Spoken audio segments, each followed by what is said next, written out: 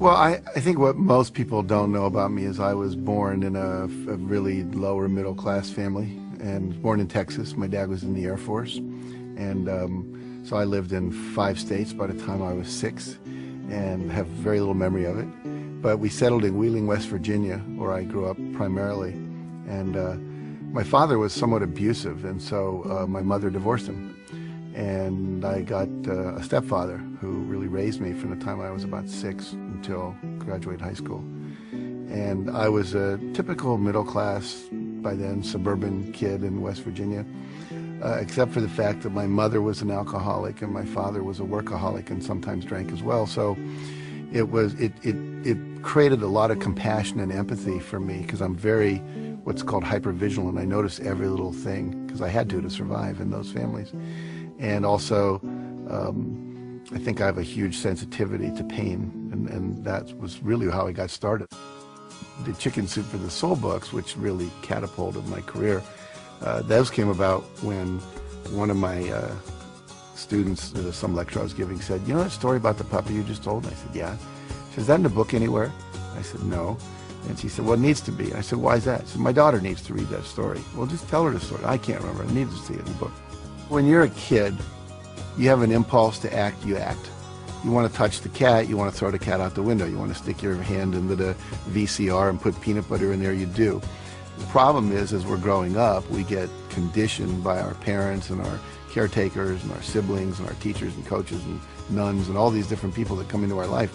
Don't do that. Stop. That's bad. You know, we get slapped and told we're not okay. And so after a while, when we go to do something, we're looking, is it okay if I do this, you know? Instead of just doing it. All my sons and my stepson and my stepdaughter have been great risk takers. They're all artists. One's a drummer, one's a hip-hop singer. One is he's in high school, but he's in a school play. He just had a lead in the school play. He sings, and then my daughter's a singer, and my other son is very athletic. He's a surfer. He snowboards as well, and he's always inventing games and trying out new things. Always on the edge, you know. Always coming in with cuts and scrapes, which I love, because they're out there on the edge of their potential, exploring how they can keep pushing it. And it's not that they never get scared or they never feel rejected and have to go through things, but they seem to rebound very quickly. Every one of us knows what we want. We can feel it. I'll just tell people, if you could have anything you want and there were no limitations, what would you do? And everyone has an answer. Little kids, big adults. And that's their core essence. And if we all just fully do that which we're passionate about and understand the principles for how to bring that into being, then I believe the world will work perfectly. And that's why I do what I do.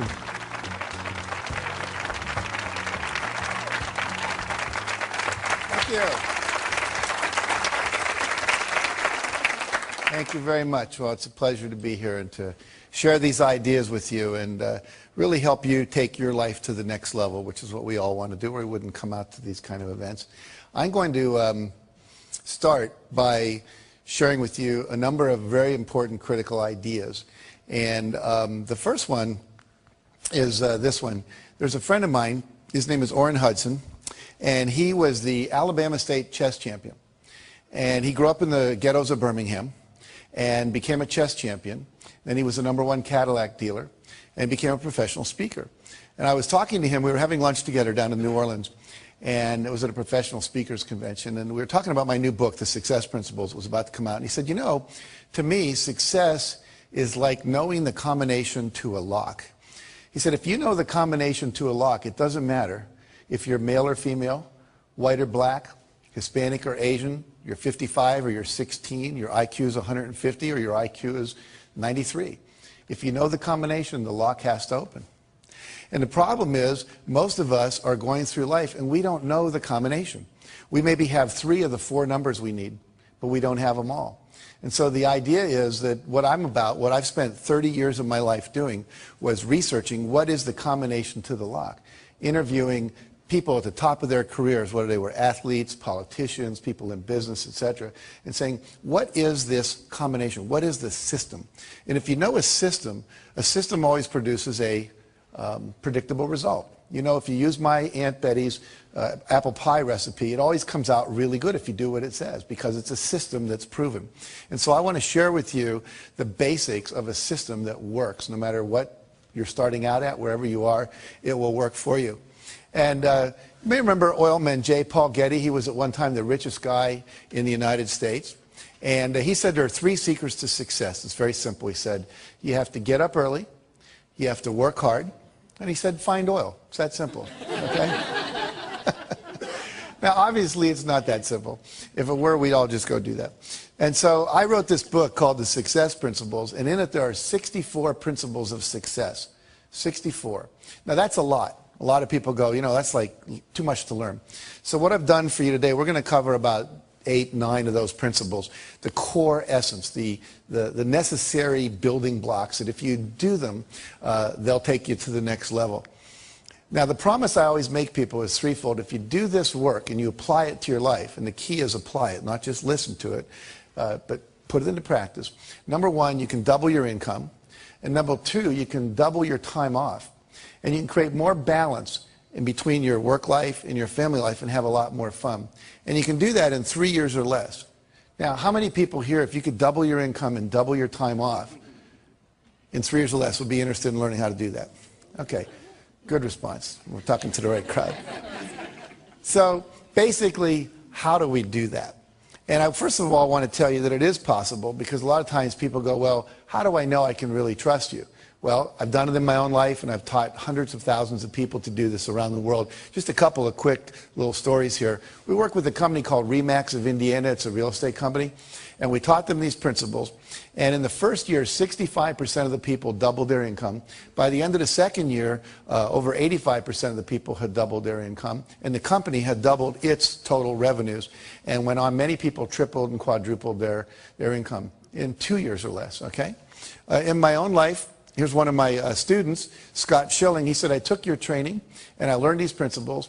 And literally, he said, I made 22% of my 365-day salary in just 2 days after working with you. Now think about that. That's 1/5 of his yearly income in 2 years. I mean, 2 days rather. Look at my own life. I have a Guinness Book of World Records. I had 7 books appearing on the New York Times bestseller list on the same day. Stephen King was the only guy that had 6 before that, and he had done that book, The Green Mile, and it came out in 6 chapters. No one's ever done that since.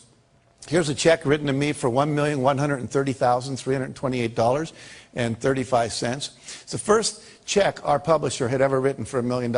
He actually put a smiley face in his signature, if you can look real. He was so happy to have to write that kind of check. And that represented 3 months of book royalties for the first Chicken Soup for the Soul books. And that year, Mark and I both made $6 million, my co-author, and I split a $12 million royalty on that. Now, I share that with you not to impress you about me, but to impress upon you if little Jack Canfield, who grew up in Wheeling, West Virginia, and who graduated from the half of the class that made the top half possible, can do this, then literally anybody can do it. It's not about brain power. It's about knowing the principles. Gravity always works. If I drop this, it always falls. It's never floated. Never had that happen in my life. And so if you know the principles, you can use them. Like we can make water flow downhill. All the drainage systems in your house take advantage of that. Gravity works. So what are the principles, again, that work for us? Now, Jim Rohn says you can't hire other people to do your push-ups for you. I love that quote. I can't hire, what's your name? I can't hire Robin to go to the gym and work out for me and have my muscles get more toned.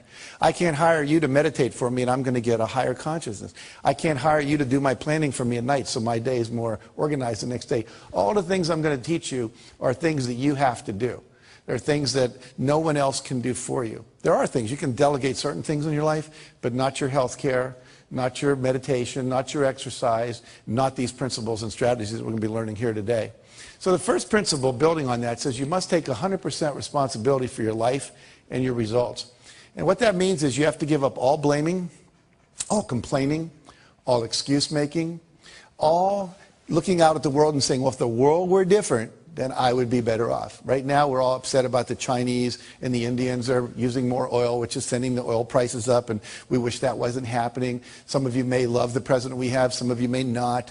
We go through all these things where we say, if it wasn't for that, if it wasn't for the war, if it wasn't for him, if it wasn't for her, if it wasn't for the economy, then my life would be working perfectly. But there's a little formula I learned that's very, very powerful, and it really is the basis of everything I teach. It says E plus R equals O. And what that stands for are the events in your life, you have a response to them, and that creates outcomes. And everything in your life that you experience, whether you love it or you complain about it, is an outcome of how you've responded to earlier events. For example, if I put $200 in front of you and you go out and party with it, a month later your net worth hasn't increased. But if I put that $200 in front of you, that's the event, your response is you invested, and then a year later maybe it went up to $250. So now your net worth went up. Same event, different responses. What's your name? Valerie. Let's say I say to Valerie, of all the people I've ever met, Valerie, you have to be the biggest idiot I've ever met in my life. Now, how many people think that would raise her self-esteem? No hands go. How many people think that make her self-esteem go down a little bit? Yeah. See, everyone that just raised your hand was not listening to the lecture called E plus R equals O. It's not what Jack says to Valerie, it's what Valerie says to Valerie when Jack stops talking. She might have said, oh my God, the man's only known me a few minutes, how'd he figure it out so fast? Right? Her self-esteem would go down. Or she might say, Canfield has only known me for a few minutes. He can't really know what I'm like. I'm sitting in the front row. People that sit in the front row are really willing to participate. I've got a good ego structure. He's seen me smiling at my jokes. Besides, I'm one of the more attractive women in the room. Probably can't keep his eyes off me anyway. Now, if he said that, which way would her self-esteem go? It would go up. See? So if she says that. So basically, it's not what people say to you. It's not what they do to you. The world's just out there worlding. It's not personal. And if you want a different outcome, because E plus R equals O is like 2 plus 2 equals 4, and if you're not happy with 4, you've got to change your response. The word responsibility means you have the ability to change your response to something other than what you're currently doing. And if you would do that, you would get a different outcome. Does that make sense? Yeah. So basically, we are responsible to change our behavior until we get the outcomes we want. And that's kind of an experiment. You never know if something's going to work or not. Maybe you're distant from your spouse and you try a new communication technique you learn in a workshop and it works. You go, ah, great. Or maybe you try and it doesn't work. Well, there's just about 500 more you could try.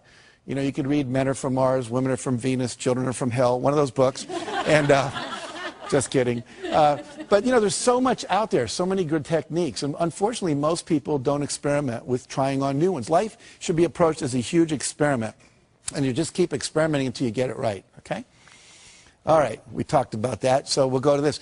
E plus R equals O again. I want to give you a business example. A friend of mine during the first Gulf War was a Lexus dealer, and people stopped coming in to buy Lexuses. They were all watching CNN and CNBC and watching the war on TV. And plus, we were having a minor recession, so people were holding on to their discretionary income. So what happens was, he said to his staff, E plus R equals O. There's a war. People are watching TV. Our responses, we've been doing the same thing. Ads on the radio, ads in the newspaper, waiting for people to come in. Well, they're not coming in. We better do something different. We're not going to go out of business, but we're going to take a huge economic hit if we don't. So they tried 4 things, one of which worked, and I'll tell you what that was. They said, if the people aren't coming to us, let's take cars to where they are. Okay? So they would go out with 5 or 6 Lexuses, and they'd go to a party. What's your name, sir? Tom. They go up and say, Tom, what do you do for a living? I'm an investment banker. You're an investment banker. How's the investment banking business doing these days? Great. Doing great. What's he eventually going to ask me? What do I do? And I'm going to say I'm a Lexus dealer. And then I would say, have you ever driven a Lexus? Yes. Yes. Did you like it? Loved it. Loved it. You know, we have a new LS400 outside, never been ridden by anyone. It's got the new Nakamichi sound system, quadraphonic sound. It's got the tilt-back mirrors. It's got the new seats that have the air that comes out that can keep you warm or keep you hot, depending on what you need. Would you like to take a little spin with me, see what it's like? Great. So we go and we take a little spin in the Lexus. Now, you come back in. Let me ask you a question. How many of you have ever test-driven a new luxury car and then got back in your old car? You know that feeling? You were really satisfied until then. Well, they ended up selling over 60% of the people they did that with a new car within 2 weeks. Because they didn't wait. They tried something different. And if you keep experimenting like that, you'll find the R that works, but you have to be willing to take a risk. And the reason most of us don't do that is we don't want to feel uncomfortable, because all new things require discomfort. I'd like you all to do this with me real quick. Fold your hands like this, and you can do this watching at home, in your hotel room, wherever you might be if you're watching this on a TV set. And notice which thumb is on top, your right or your left. And whatever that is, I'm going to ask you to unfold all your fingers and have the other thumb show up on top. Okay? Don't just move the thumb, but all the fingers are moving. Now, how does that feel? Uncomfortable? Awkward, strange, yucky, wrong, not me, right? Now, what does your body want to do? Go back. Wants to go back, so let it go back. How's that feel? Most of you said better. Tom over here went, oh, like, I'm me again, right? What happens is, literally in life, this is what stops most people from being successful. One of the things is that they would rather be comfortable than do what's required. Anytime you do something different, it's uncomfortable by its very nature. Now, most of you remember learning to drive a car. You were probably awkward. You know, you forgot to hit the clutch when you hit the brake. But after a couple months, you're there driving with your knee. You got a Big Mac in your left hand. You're breaking up a fight in the back seat with the kids with your right hand. No big deal. But you have to be willing to go through that awkward, uncomfortable stage. And most people, unfortunately, won't do that. And so they get locked in what we call their comfort zone. So what I want you to do is to realize that life is an experiment. You have lots of responses that are possible.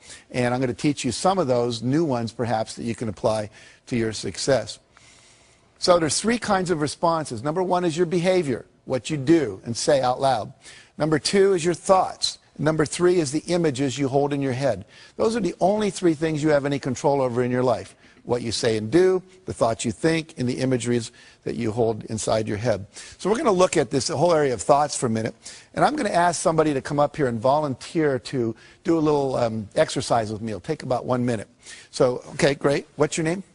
Marianne, very good. Come on up, Marianne. And I'd like you to turn around and face the group. Now, are you right-handed or left-handed? Right-handed. Right-handed. Is your left arm okay? Any injuries going on here? Very good. So what I'm going to do is push down on your arm. I want you to push up, okay? So we'll see how strong you are. Very good. Now, you said your name was Marianne? Yes. So say, my name is Marianne out loud. My name is Marianne. And then resist. That's a very funny last name. But let's... So my name is Marianne. My name is Marianne. And resist, good and strong. Now I want you to make up a name that's not yours. My name is Margaret. My name is Joe. Any name at all. And just say it, and then I'll test your arm. My name is Kathy. Say it one more time. My name is Kathy. And resist. What happened to your arm? It went down. Was it as strong? No. No. And my name is Marianne. Say that. My name is Marianne. And then say, my name is Kathy. My name is Kathy. And without any effort, it goes down. Now see, when you lie, this whole set of muscles goes weak. Okay? Literally, the whole Michael Jackson trial could have taken about 1 minute. All right? And we would have known one way or the other. But see, the reality here is that your thoughts affect your physiology. We just saw that. The brain wasn't designed to lie. It was designed to perceive truth and organize truth and express truth. Then things work. Otherwise, you're called psychotic or you're called a liar and gets in trouble and so forth. So let's look at one of the lies we tell ourselves. I'd like you to think of something you always wanted to do, Marianne, that you didn't think you could. Like, I can't sing, I can't bowl, I can't skydive, I can't start a business and run a family. You know, anything at all that feels true for you. Okay. It would take me a minute. That's okay. I'm kind of confident. Okay. You got one? Mm-hmm. Okay, can you say it out loud? I can't swim in the ocean out too far. I can't swim in the ocean out too far. So say it again. I can't swim in the ocean out too far. And notice what happens to your arm. Now say, I can swim out in the ocean as far as I want. I can swim out in the ocean as far as I want. One more time. I can swim out in the ocean as far as I want. And resist. Notice what happens now. You're twice as strong. So what happens is when you say I can't, you actually weaken yourself. You weaken your resolve. You actually change your physiology, become less resourceful. You're less capable to actually do the thing you're saying I can't. So it becomes a self-fulfilling prophecy. Do two more quick things with me. Close your eyes and remember a failure experience in your life. You're not going to have to share it with anybody, just to yourself. But you set a goal and somehow it didn't work out. And when you can remember such a time, just nod your head. Okay. You got one? Okay, so I want you to visualize what you saw at the moment you knew it wasn't going to work. There's the pink slip, person slamming the door, whatever it is. And when you have that image, just imagine, just nod your head. Okay, and notice what happens to your arm. Now open your eyes. Did you eat any meals today? Yes. Name one thing you ate. Chicken sandwich. Chicken sandwich. Okay, good. You brought your agent with you. Okay. A friend. Yes. All right. So now close your eyes and remember a time when you had a success experience. You set a goal and you achieved it and you were really proud of yourself. You remember such a time? And vision what you saw then. Make a real clear picture in your head of what you saw when you knew it was a success. Okay. And resist. No, it's really good and strong. I want you to do one last thing with me, then we'll talk about what all this means. I want you all to look up at her, look at Marianne, and I want you to think a negative judgmental thought about her. Just make one up. I don't like you, you're an idiot, whatever. Okay? And give her that look parents give their kids when they're disappointed in them. And I want you to resist with all your strength. And notice what happens to your arm. Can't do it. Now smile at her and send a positive thought. Wow, she volunteered in front of all these people to go up there with Jack. And resist. Can you feel the difference? Yes. So what happens here is when you say I can't, when you lie, when you focus on your failures instead of your successes, and when you surround yourself with people who are judgmental rather than encouraging and empowering, it actually has a physical effect on you. So that's how powerful thoughts are. We see that our thoughts affect us and other people's thoughts affect us. So we have to be very careful where we place ourselves and who we hang out with and who we surround ourselves with. Give Marianne a hand for coming up here. Thank you very much. Okay. So partly here, we've just done this thing. This is called a kinesiology demonstration. Kinesiology is a fancy term for muscle testing, all right? And one of the principles here is you have to eliminate the phrase I can't from your vocabulary. I can't, I wish I were able to, I'll try. Those are all ways of saying I'm not capable. And they're very insidious, and it's part of our culture. I actually teach people to wear a rubber band, and if they say something negative about themselves, they just snap themselves when they're aware of it. Not like to really hurt yourself, but just to raise your awareness. In my company, if anyone says I can't or we're not able to, we can't get that done by Friday, you know, they'd say something like, well, we need 8 people to do that. Well, great, call the temporary agency. It can be done by Friday. And if they'd say something negative, it cost them $1. We'd fine them. We'd put it in a jar, and at the end of the month, we'd give it to charity. Well, we stopped doing that after a couple of years because no one was doing it anymore, because the culture shifted because of that focus. Henry Ford said, whether you think you can or think you can't, either way, you're right. Why is that? Because if you think you can, you will try. And if you try, you're probably going to pull it off. And if you think you can't, you won't. And if you don't try, then you're not going to get it done at all. Make sense? Okay. Maddie Christensen was a kid I interviewed for our book. Imagine this picture. He has no leg from the knee down on this leg, no leg from the knee down here. 2 prosthetic devices that he's got. His right arm is just a normal prosthetic device, and his left arm from the elbow down is a prosthetic device with a lacrosse stick appended to the end. He is the pitcher on his Little League baseball team, and he could use that to catch the ball. His team, with him as the pitcher, went to the New York State Finals in Little League. He wrestles, he plays basketball. How many of you, if you'd been born with no arms past the elbow and no legs past the knees, would have thought that baseball was your career? But Maddie went for it.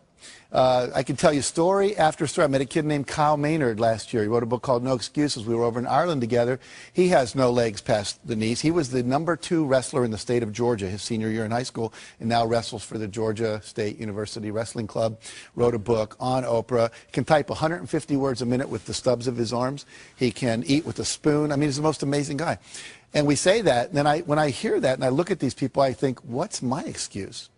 What story am I telling me that I can't do something when these people can do that? And I tell you that hopefully to inspire you to realize you can do anything. There's nothing you can't do. And all those people that are out there that are doing anything that you go, wow, that's great, is just a model for you that says this is possible. And if they can do it, I can do it.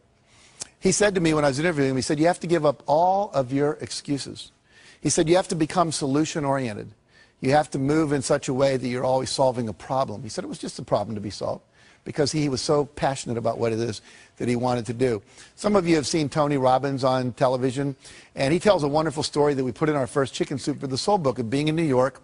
He sent his staff out. He said, I want you to go find a van because I want to take some food, put it in some baskets, about 30 baskets of food, and we'll go give it to the homeless people up in Harlem. So they went out to rent a van. He came back a couple hours later from some radio interviews. There was no van.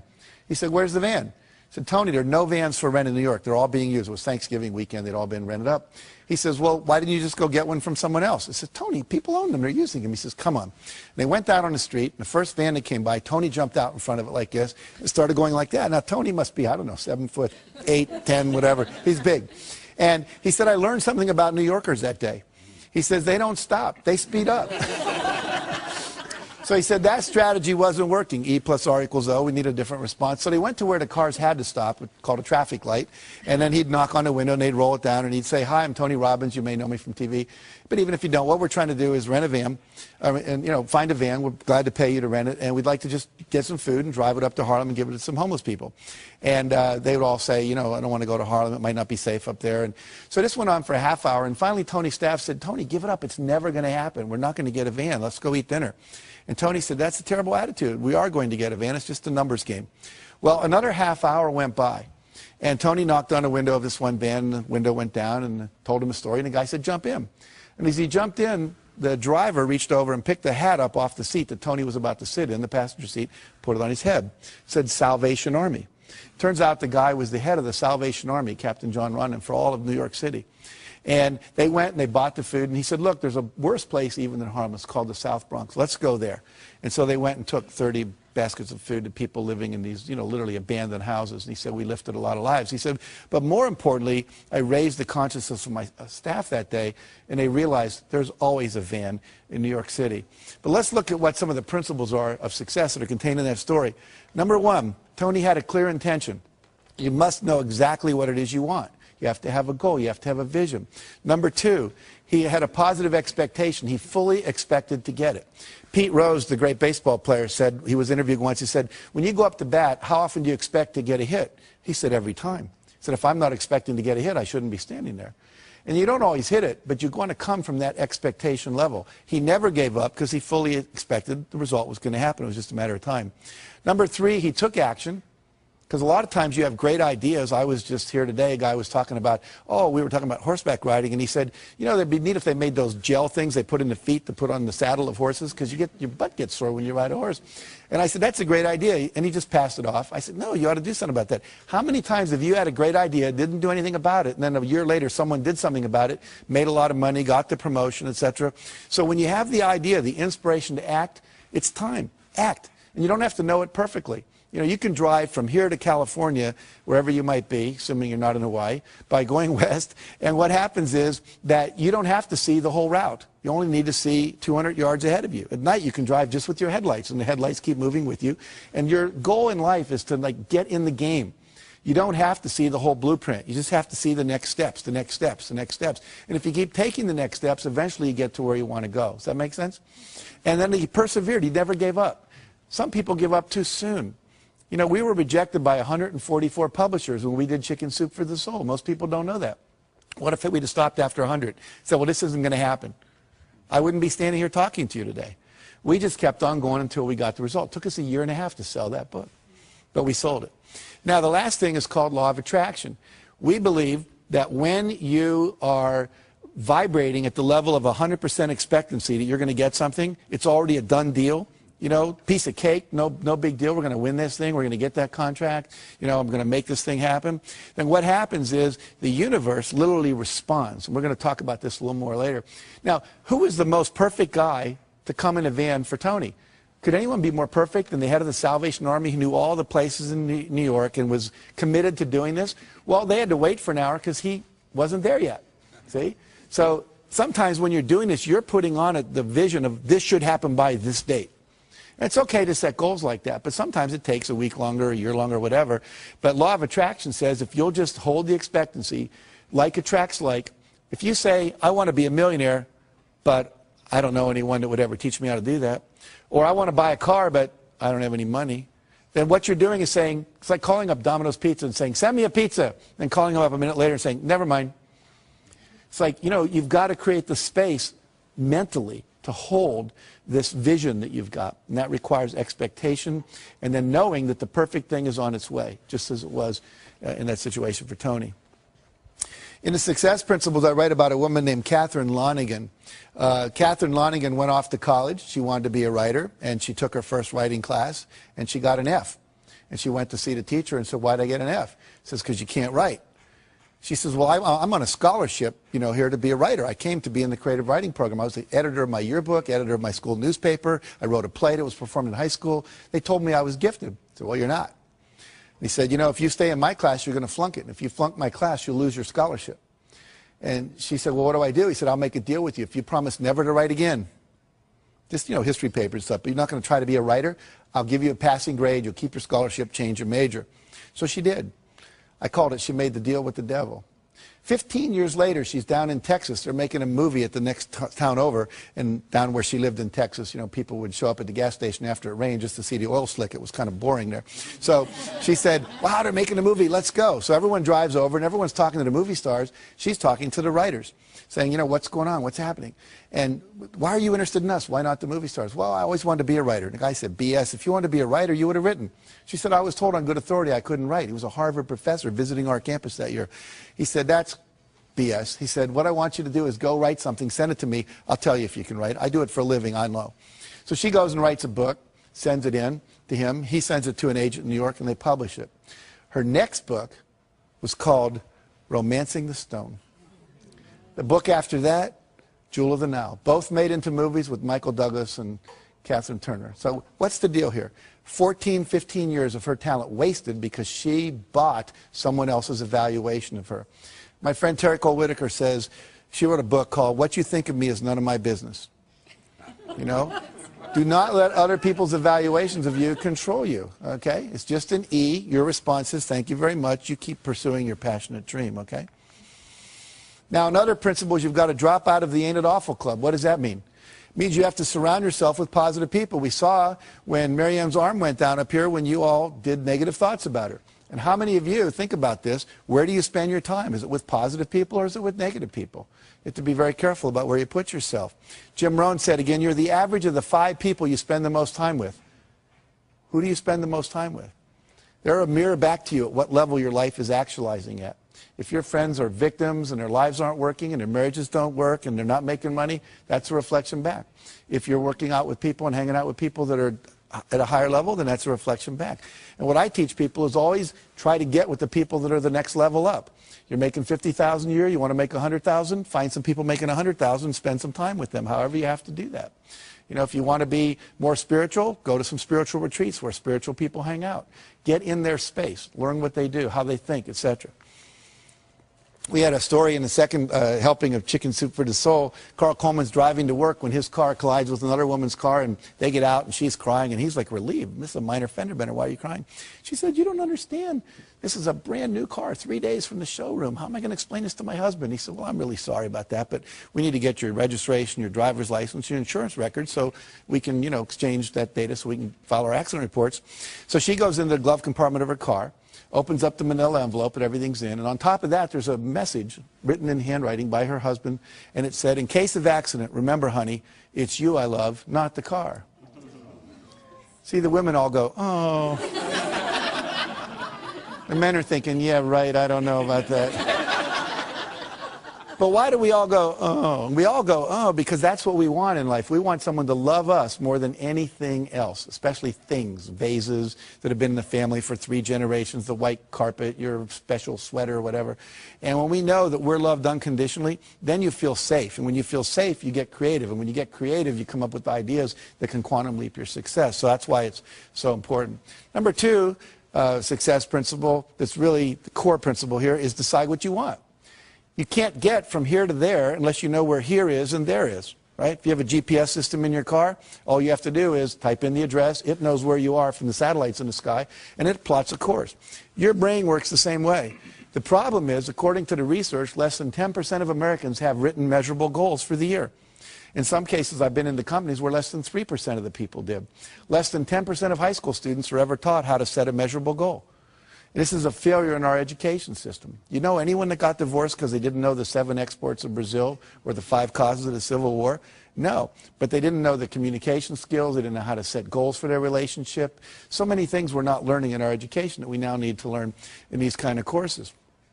General Wesley Clark, who I interviewed, said, it doesn't take any more effort to dream a big dream than it takes to dream a small dream.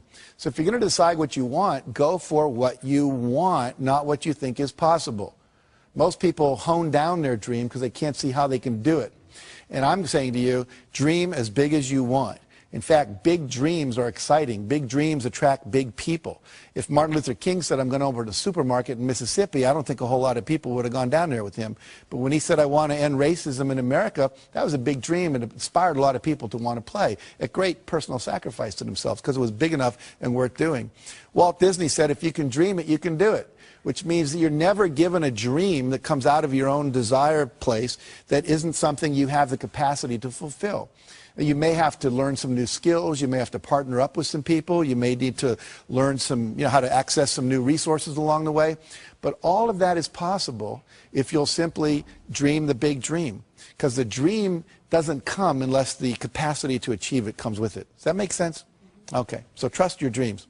Now, there's 7 dream categories or vision categories that you need to focus on to create a balanced and fulfilling life.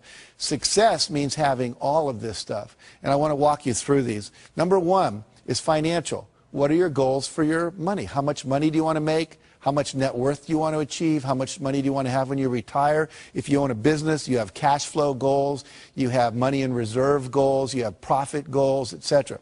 And so we need to have goals clearly set in that arena. Number 2, business and career. What's my ideal vision for my business or my career or my job? You know, I was a high school teacher, and at a certain point I realized I wanted to teach teachers because I just thought I could impact more people. Then I became a teacher trainer. I trained people how to train teachers.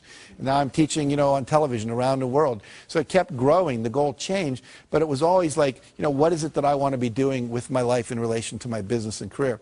Number 3, fun time and recreation goals. One year our fun time goals, my wife and I, was learn salsa dancing. This past 2 years I've been learning to play the piano. My goal is to play Jesu Joy of Man's Desiring as well as Bach could have played it when he wrote it. I'm not there yet, but I'm working on it.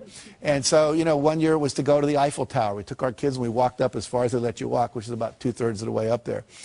Number 4, health and fitness goals. These are things like weight you want to achieve, cholesterol levels. Maybe you want to run a 10K or a marathon. There's just so many possibilities in that arena. Maybe you want to, you know, have your waist come in by a couple inches. You want to grow some hair back. I mean, there's just a number of things you can decide about in that arena of health and fitness. Number 5, relationships. What would your ideal relationships look like? One year I decided I didn't have enough male friends. So I created this thing called Boys Day Out. I'd read this article about Kenny Rogers, the singer, and he brought all these athletes down to his ranch in Virginia, and they would spend a week playing all these different games, tennis and soccer and basketball, and I thought, well, I can't do that, but a day a month would be cool. So I asked a bunch of guys that had control of their schedule, lawyers and psychiatrists and people like that, and we created this day, and we would do guy things. We'd pitch pennies, throw baseball cards, play soccer, go to the racetrack, do ice hockey, broom ball. I mean, you name it, we attempted to do it. And it was really a lot of fun. And all of a sudden, I had the guy energy that I needed in my life. Instead of just complaining about not having it, I said, what's my goal? I want this many men friends, and I set out to create it. Number 6 is personal. And this is just things you want to do because you want to do them. You want to write a letter and get it published in the newspaper. You always wanted to act in a play, just, you know, because you thought it'd be cool, or record a song. Or this could be where your personal growth goals, your spiritual growth goals are. You know, you want to reach enlightenment before you die, learn to meditate, you know, get to know a closer walk with God. Whatever it is for you, that's that arena. And finally, contribution and legacy. What is it that you want to leave to the world? What's your vision of your contribution that you leave behind? You know, we've planted over 1 million trees through our work we do. We've given over $3.5 million in the last couple of years to all kinds of charities, limbs for kids that have lost them, child abuse prevention, so forth and so on. So we picked 5 or 6 areas. We said, we want to make a difference there. Habitat for Humanity, we built some houses and so forth. So what is it you want to do? Pick one thing in your vision and go for it. Now, if you had success in all these arenas of your life would be balanced, your life would be fulfilling. And here's the neat thing. Nobody can tell you what you should want in any of those areas. It's what you want, not what your mother, your wife, your pastor or anyone else says you ought to have, but what do you really want to achieve in your vision? And I usually ask people to look 5, 6 years out about that. You can look farther if you want. And then to write down, you know, all the details, like you're putting in a purchase order to God, okay? All right. Create a breakthrough goal. This is a thing you want to do where you create a goal that's going to quantum leap your career. So something that if you like wrote a best-selling book, that would be a quantum leap goal. Had your own radio show, that would be a quantum leap goal. Opened up China as a market, that would be a quantum leap goal. And it's a goal that would not be like a 5-yard play, but like a 50-yard pass play on the first down.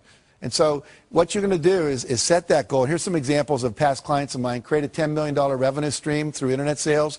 Create my own 30-minute talk show. Get our products sold on QVC. Secure a $10 million line of credit for their company. Teach a weekly holistic health class for the public. And become a wellness coach for a major corporation instead of continuing being a doctor on call all day. And what you do is with your breakthrough goal, once you've decided what that is, you do something we call the rule of 5. Write your goal on your business card and carry it like I carry mine in my wallet at all times. And then once you've done that, every day you're going to do, this for this year, it says, I'm joyfully celebrating 15,000 people having completed the Canfield Success Principles coaching programs. What that allows me to do is have you all get value without me having to leave my house, see? And that's a breakthrough for me, so I could travel less, be home more, etc. And with the breakthrough goal, we say the rule of 5. That means every day you do 5 specific concrete actions to move that goal forward. You're not going to do that in all 7 arenas of your life. It's just too time consuming. But if I wanted to be a best-selling author, then maybe I write for so many minutes. I do some interviews each day. When we brought out Chicken Soup for the Soul, we sent out 5 free books every day to people that could promote that book. One day we couldn't think of anyone to send it to. We sent it to the O.J. Simpson jury, and we gave them each a book. And about 5 days later, they're all walking into court carrying Chicken Soup for the Soul. And the cameras were all going, made national news. And so if you just do something every day toward that goal, there's something called the law of probabilities, which says the more things you try, the more likely one of them will work. They may not all work, but if you only try 2 things, the law of probabilities is not on your side. Try 100 things, one of them is likely to hit. Does that make sense? Okay, good. Mentioned we did that. And this book, which was rejected by what? I told you, over 144 publishers, went on to sell 10 million copies in 41 languages because we did 5 things every day. We did not hit a bestseller list until 14 months after the book came out. 14 months. And most people would never sustain it that long. And it was kind of like the universe tests us, I think. How committed are you? How badly do you really want this? And if you go for it and do the rule of 5. Bill Bradley was a great basketball player, played for the Knicks, he was All-American at Princeton. In high school he was an All-American. Every day he'd find 5 spots on the basketball court, and he would have to shoot 15 in a row before he would go in. And sometimes he'd be out there 2 hours after everyone else had showered and gone home. He did that all through college, all through his professional career. What happens? He goes on, becomes NBA Hall of Famer, later Senator from New Jersey, because he was willing to prepare. You have to be willing to do the work as well as dream the dream. The third thing says unleash the power of goal setting. So now we got this vision, things we want, but we have to get and turn them into objectives. And they have to become measurable in time and space. And the key words here are how much by when. I want a big house. Well, what's big? For some people it's 4,000 square feet. For Bill Gates it's 35,000 square feet. It's a real different definition of what big is. And by when do you want it? Well, I would like it by June 3rd, or 2007, or I want it by January 5th, 2010. Be very specific. Now, we said it may not show up exactly then, but the more specific you are, your brain will figure out what has to happen to get it to happen in that time frame. So here a person says, I'd like to increase my income. They're better off if they say, I will earn $200,000 by 5 p.m. December 31st. I'd like to spend more time with my husband. Well, I will take 3 long weekend vacations and 1 2-week vacation with my husband by November 30th at 5 p.m. Much more specific. Now the brain knows what to do, okay? I'd like to spend more time with my wife. I'll take ballroom dancing lessons with my wife for 12 weeks from September 21st to December 21st. As soon as we get specific, there's a part of your brain that starts calculating what to do. If you call a travel agent and say, want to go on a trip, what's the first thing they ask you? Where do you want to go and when do you want to go there? And until you tell them that, you're stuck. And your brain works the exact same way, that little GPS system. I'm going to lose weight and get fit. Needs to be, I'll weigh 190 pounds or 140 pounds by a certain date. Make sense? Again, less than 10% of Americans do this. And guess what? 10% of Americans own 90% of America. And guess what? They're the same people because they're clear about what they wanted, clear intention. All right. Next area is images. We now know that your body cannot tell the difference between a real event and an imagined event. Okay? If I were to have you close your eyes and imagine you were standing in the middle of a very small terrace on top of the tallest skyscraper in the world, you'd start to have queasy stomach and your hands would sweat because your body would really think it was there, even though you were safe in this room. Now, we can use that principle to our advantage to create success by using this power of visualization. And here's an example. One basketball team at Ohio State University, they took and they said, we want 1/3 of you, they all had equal foul shooting records, to not touch a basketball for 30 days. The other third, we want you to go out and practice basketball every day for a minimum of a half hour, preferably an hour, shooting foul shots for 30 days. And the third group, they said, we just want you to close your eyes and visualize shooting foul shots. Don't touch a basketball for 30 days. And guess what? First group, as you'd imagine, showed no improvement. Second group, practicing for 30 days, they get 24% improvement. And the third group that only did it in their mind got 23% improvement when they brought them back to the court and had them practice. So what happens here? I wish there would have been a fourth group, right? Practice and visualize. We'd have probably got up in the 30 or 40% improvement level. But what this tells us is simply by visualizing your goal is already completed, by seeing it nothing but net every time, the body starts to respond and adjust itself to create the result. So one of the great success techniques is people that are super successful are often called visionaries, and the reason is they close their eyes and they see the future. You create your future by envisioning it. Okay? And I recommend you do that every day at least twice, once in the morning when you get up and once before you go to bed. They did a study at NASA where they took astronauts and they had them wear concave lens goggles, which meant you see the world upside down. Imagine trying to negotiate relationship with me and I'm hanging from the ceiling and my right's my left. It'd be pretty complicated. These goggles had no peripheral vision and they had to wear them 24 hours a day for 30 days. What they were expecting was to see if they'd get nauseous, become hostile, lose sleep, to see how they'd handle disorientation in outer space. What they hadn't predicted was that about 25 to 30 days into it, every one of the astronauts, their brain flipped the image right side up again. They're still getting upside down input, but they created new neural pathways. And they came out of this, the psychologists came up with something they call the 30-day principle. And what the 30-day principle says is that if you want to change a behavior, change a habit, anything at all, you must, in fact, do it for 30 days. Uninterrupted, because they tried a subsequent experiment where they had half the astronauts take their goggles off on day 15, keep them off for one day, put them back on again. Took another 25 to 30 days before they flipped them right side up again. So we know that it's current, contiguous, everyday repetition. This is why most New Year's resolutions don't work. It's why most corporate change programs don't work. It's why most of our school programs don't work. There's not that 30-day uninterrupted. This is why basic training in the Marine Corps does work. Because they got you down there for 6 weeks and they're not letting you out of their sights and you're in a context that's held tight for that 6-week period. So if you want to visualize, your goal is already achieved, minimum of 30 days. That make sense?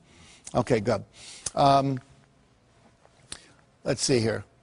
I'm going to skip over that real quick and get to this. Now, the reason this works, where your vision becomes real when you visualize what it is you want, is there's two things that go on in your brain. You have a vision of what you want, you have the current reality, they don't match. Okay? And what we want to do is purposely create that. It's what advertisers do. Imagine yourself in the new car. It's like the guy getting out of the Lexus we talked about earlier, getting in his old car. The vision of what's possible no longer matches the reality, and that creates a little dissonance or structural tension in the head, which we call motivation, which says, I want that. Until we had that, there was no motivation to do anything different. Any of you women ever experienced visiting a friend with a new kitchen, and then you come home to your old kitchen, and they've got all the new granite and the new appliances and everything's cool? Your kitchen was fine until then. So we want to purposely do that to your brain to motivate you. So you vision the thing you want, your goals and your vision. You hold that in your mind every day for about 10 minutes in the morning, 10 minutes at night.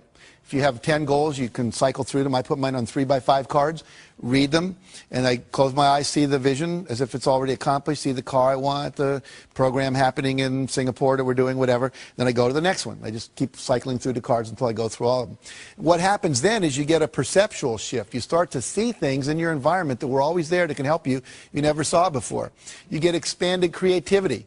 You start noticing that the things that you want, you wake up in the middle of the night, you're in a shower, you start going, oh, that's how we can do it, that's how we can do it, that's how we can do it, that's how we can do it. And unfortunately, most people aren't having those kind of breakthrough ideas because they're not holding the vision. The third thing that happens is you have increased motivation. You'll find yourself doing things just out of nowhere, boom, you get up and you do something, like volunteering. Sometimes people do. That's not like me, but you just do it because you've been holding this that creates it. Now, what happens is that then creates the action that you need to have for the result to occur. Now, I want to show you how this perception shift occurs because this is magical. There's a sentence up here, and we're all going to read this on the count of 3 out loud, if you would. 1, 2, 3. Finished files are the result of years of scientific study combined with the experience of many years. Very good. Now I'm going to put that back up and we're going to time 10 seconds on my clock here. I want you to count the number of times the letter F appears. How many F's are there in that sentence, okay? And when you do this, keep it to yourself. Don't say anything out loud, all right? So here we go.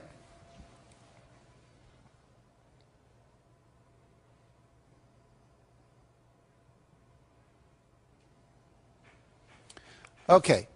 How many counted, by show of hands now, it's real important you participate. How many counted 3 F's? Hold your hands up. We got about half the audience more. How many counted 4 F's?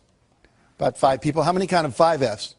About the same amount, 7 maybe. How many counted 6 Fs? 1, 2, 3, 4, 5, 6, about 8 people. Anyone count 7 Fs?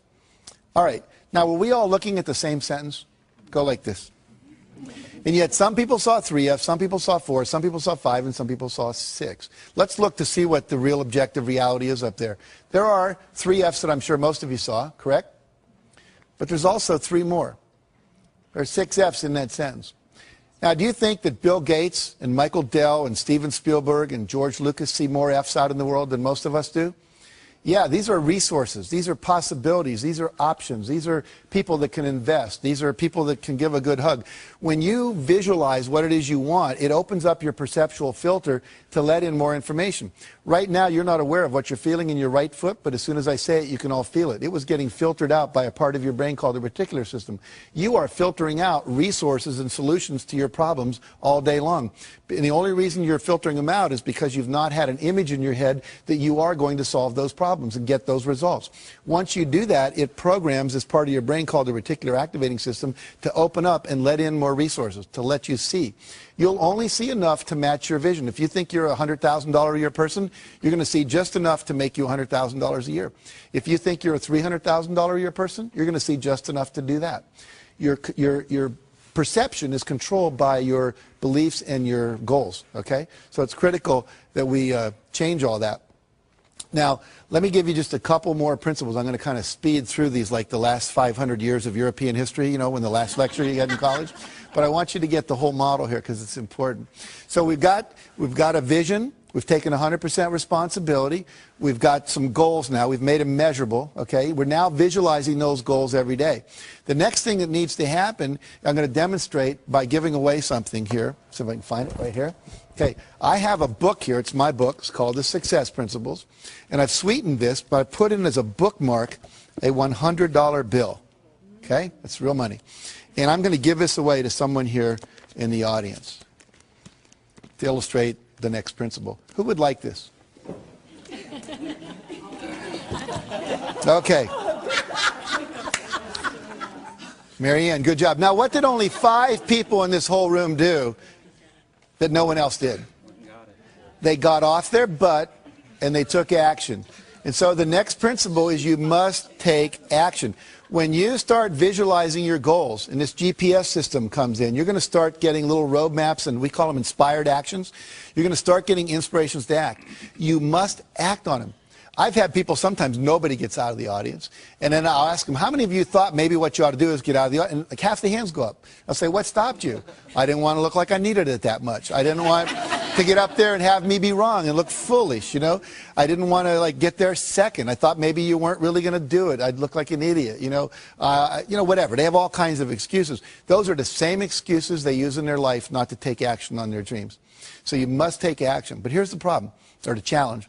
Not every action is going to work. Goes back to E plus R equals O. We have to experiment, right? So if not every action is going to work, you have to take action, and then you have to assess, did it work? And here's the next principle. Ask for and respond to feedback. Ask for and respond to feedback. Let's say that I was married here. What's your name again? Valerie.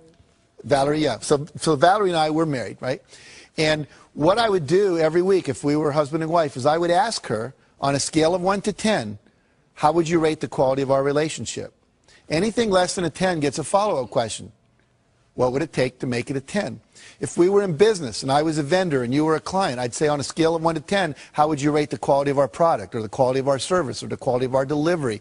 And anything less than a 10 gets a follow-up question. What would it take to make it a 10? That gives me directive feedback on how to improve. Why don't most people ask that question in life? Anyone know? They're afraid of the answer they're going to get. Here's what I want you to get. Everybody in your life, if I'm married to Valerie, her mother knows, her sister knows, the women down at the shop where she shops know, the women in the salon know that she's not happy with me. I'm the only one not in on it. And I'm the only one that can make it better. Isn't that absurd? So asking for feedback is a really critical thing. Asking is a critical principle, period. If I want more, I have to ask other people, participate, support me, be my mentor, be my coach, buy my product, whatever it is. And again, most people don't ask for what they want. And the fear there is fear of rejection. I want to talk about rejection. If I ask Valerie to have dinner with me afterwards and she says no, most people go, woo, Jack got rejected in front of all those people and on television and oh my God. But see, let's look at it. Did I have anyone to eat dinner with before I asked Valerie? No. Did I have anyone to eat dinner with after I asked Valerie? No. Did my life really get worse? No, it stayed the same. See, if I apply to Harvard and don't get in, I wasn't in Harvard before I applied, I'm not in Harvard after I applied. And as one of my friends pointed out recently, you spent your whole life not going to Harvard. You know how to handle that, right? It's not that difficult. So you have to be willing to ask. You have to reject rejection. And then the other key, after you respond to the feedback and give the feedback, is you've got to persevere. You never, ever, ever, ever give up. 144 publishers said, no, we're not interested in Chicken Soup for the Soul. We didn't give up. I had a friend who wanted to be a chiropractor up near Pebble Beach, California, and he went to the Chiropractic Association and said, you know, would you help me open my office here? And they said, no, we really don't want any more chiropractors here. We're going to recommend you go somewhere else. We have one chiropractor for every 8 people. He said, well, I really want to be here. So he ignored them. Remember, what you think of me is none of my business. And he went out, and he literally knocked on doors for 6 months. Knocked on 12,500 doors, talked to 6,500 people, and asked 4 questions. You know, should I name my office this or this? Should I put it over in this side of town or that side of town? If I wanted people to come in before or after work, if they had a 9-to-5 job, would I be better open 7 to 9 or 5 to 7? And finally, he said, what newspaper should I advertise in? And lastly, he said, if I do an open house, would you like an invitation? 6 months later, he opened his office. His first month in practice, young kid, still in his 20s, out of chiropractic school, made $72,500 net profit. He netted over $1 million that year. Now, what did he do different than most people? He went out and he engaged people. He asked them, would you like to come? Would you get involved with me? I was giving his talk, and a guy came up to me and said, you know, I've been coming to this church where I was talking to, he said, for 15 years. And now you're telling me about this guy. You know, he came and he knocked on my house. And I talked to him. And I didn't need a chiropractor for 5 years. And then once I had an accident at church, at work, and he said, I still had his card on my bulletin board in the kitchen. And I went to him because you know him. See, we do business with people we know. Okay, so never, ever, ever give up. Ever, ever, ever. Now, other principle. We'll start to wrap this up here. It's never too late to start. Some of you are sitting here or you're viewing this and you're going, but I'm too old. I want to tell you 2 quick stories. Helen Klein. At the age of 55, her husband comes to her and says, I want to train to run a 10K race. That's about 6 miles. She said, are you crazy? We're in our 50s. He said, no, I want to do it. Why don't we just run around the backyard? Now, their backyard was about 3 times bigger than most of our backyards, but it wasn't a ranch or anything. They ran around, and they just dropped dead almost at the porch on the back. Like, and she said, I was so disgusted with myself, I decided the next day I would either walk or run around twice, the next day 3, the next time 4 times. She just kept adding 1 lap every day. Then she started doing it around the block, and she would add a lap every day. Well, in 6 months, she got to the point where she could run a 10-mile race, and she entered it. Now, I met her when she was 83. She was getting an award at the same place I was in California. And she had just finished running a 100-mile marathon. She's run several 24-mile marathons, 5 75-mile ultramarathons, including 1 all the way around Lake Tahoe. She started when she was 55. Cliff Young shows up, Australian, 61, sheep herder, to a race that goes from Sydney to Melbourne.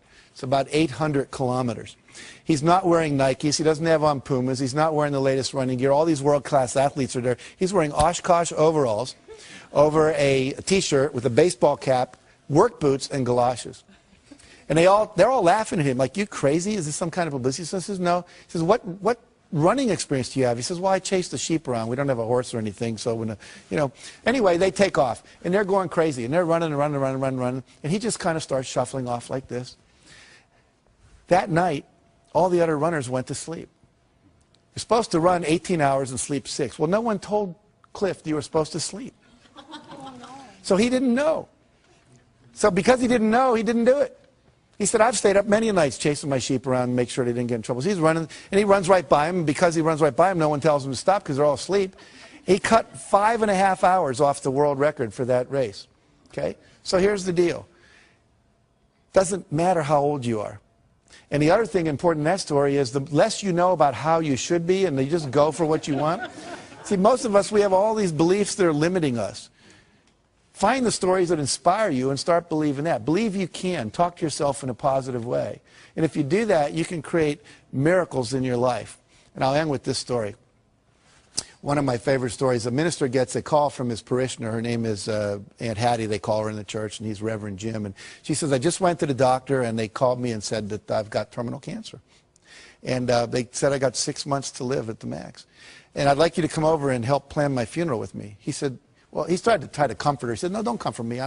I'm really old and I've lived my life and achieved all my goals. I'm very happy. But I don't trust my kids to do the funeral right, so please come over and we'll plan it. So he goes over and they start planning the funeral. She said, I want this, I want to wear this dress. I want this psalm read and I want this hymn sung and I want this open casket. I want these kind of flowers. And I want this poem on a card, a memory card with my picture that people can take away. And then she said, I want to be buried and I want to have my Bible in my left hand and a fork in my right hand. And the minister said, well, I understand the Bible in Hattie, but why the fork? She says, whenever we have those church socials and we're down in the basement and they come by and they say, if it's going to be a really good dessert, they always say keep your fork. It's not going to be something like Jell-O or pudding. It's going to be apple pie or cherry cobbler or chocolate cake. And whenever they say keep your fork, I know the best is still yet to come. So when people come by my coffin and they look in and they go, Reverend Jim, why the fork? I understand the Bible. She was very religious, but why the fork?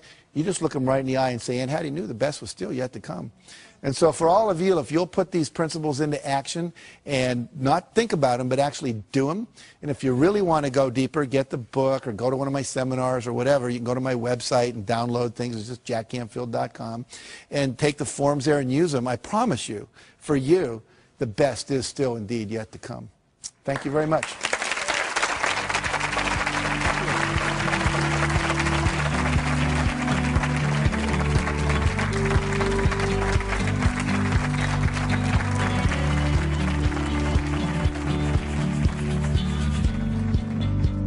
If you've got goals, you got a vision of what you want to get from where you are to where you want to be, you're going to have to take some steps, and a couple of those may be uncomfortable.